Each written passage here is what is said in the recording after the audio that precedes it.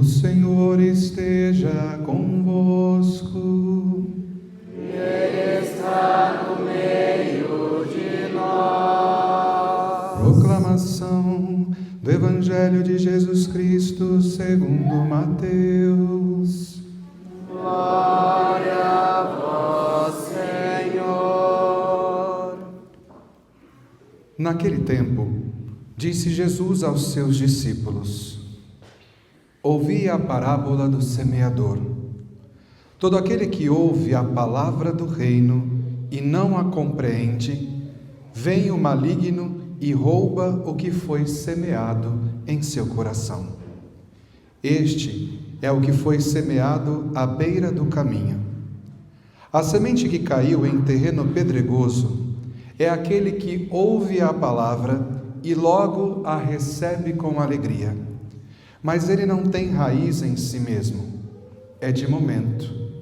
Quando chega o sofrimento ou a perseguição por causa da palavra, ele desiste logo.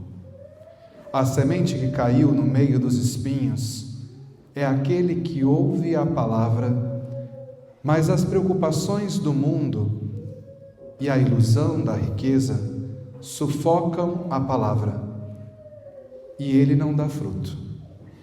A semente que caiu em boa terra é aquele que ouve a palavra e a compreende. Esse produz fruto.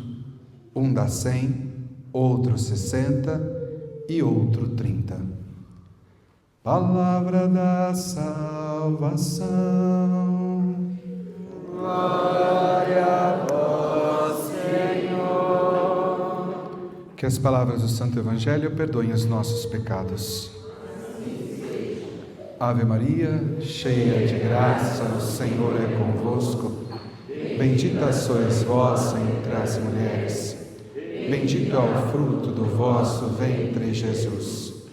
Santa Maria, Mãe de Deus, rogai por nós, pecadores, agora e na hora de nossa morte. Amém.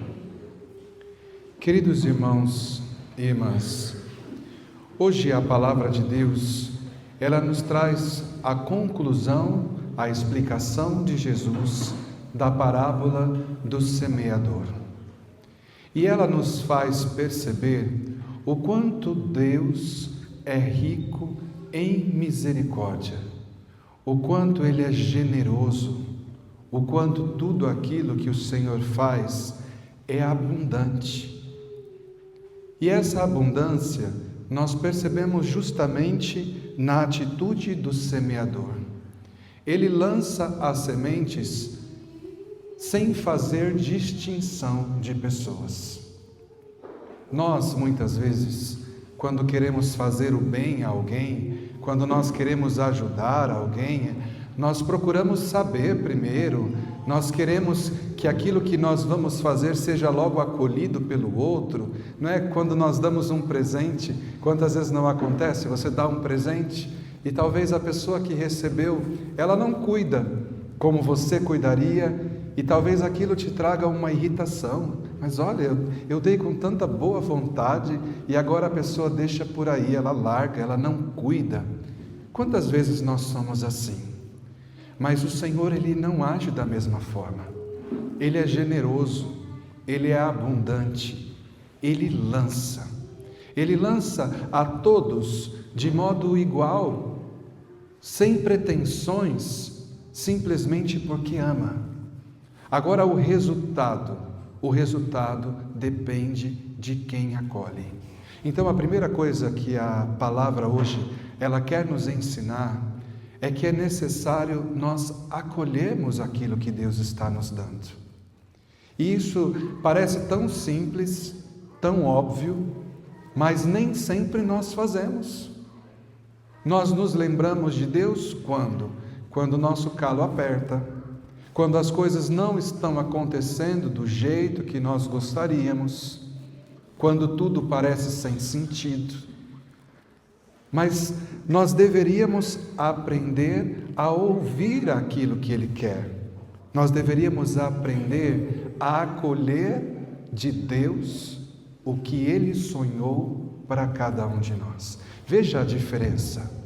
Quando nós olhamos para uma criança, ou nós fazemos aquelas perguntas, nós dizemos: o que você vai querer ser quando crescer?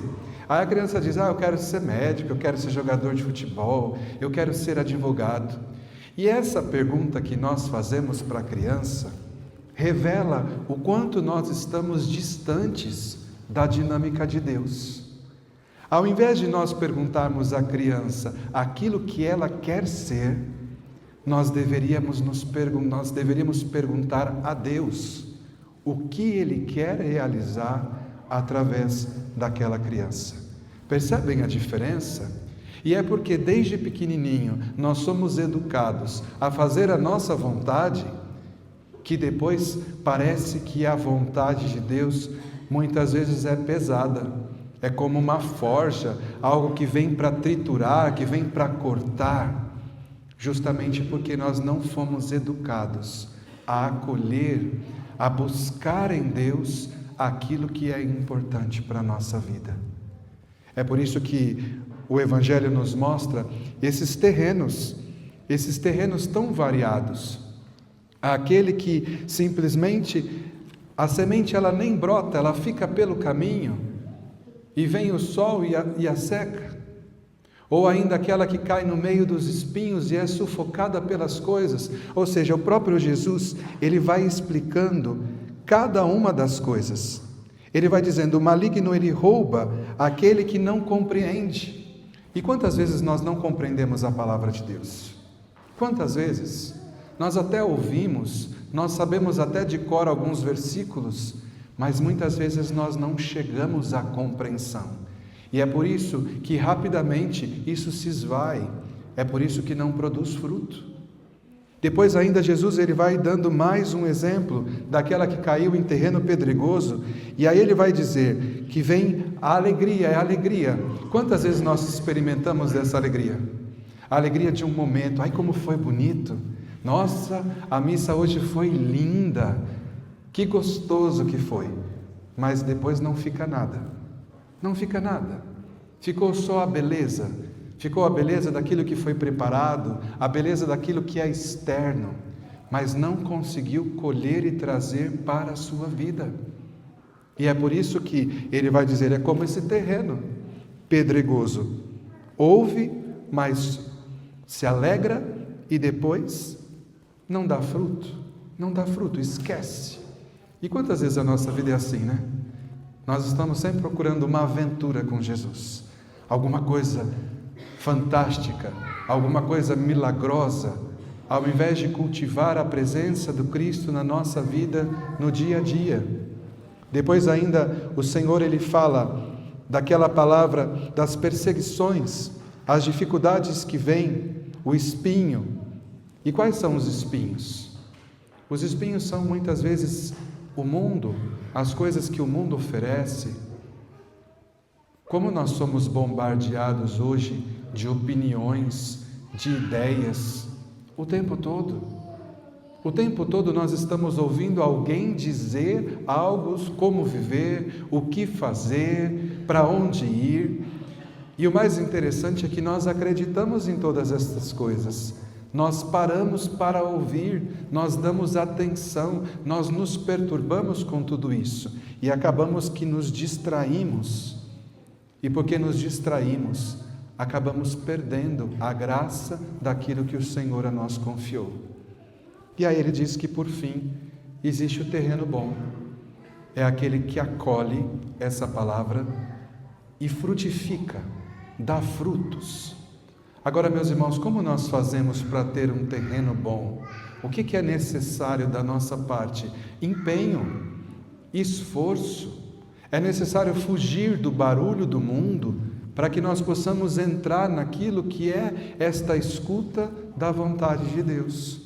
Hoje nós estamos celebrando São Roque, antecipamos a festa, né, porque coincide com a da padroeira, mas quando nós olhamos para a vida de São Roque, o que ele fez? Ele ouviu o mundo ou ele ouviu a Deus? Pensem se fossem nos dias de hoje, um jovem que fica órfão, mas possui uma riqueza, possui muito dinheiro. O que São Roque fez? ele abre mão de toda a sua riqueza e sai caminhando em busca de um encontro profundo com Deus. Será que se fôssemos nós escolheríamos caminhar com Deus ou nós escolheríamos a riqueza? Percebe que este homem, desde a sua juventude, ele estava aberto a fazer aquilo que Deus queria realizar.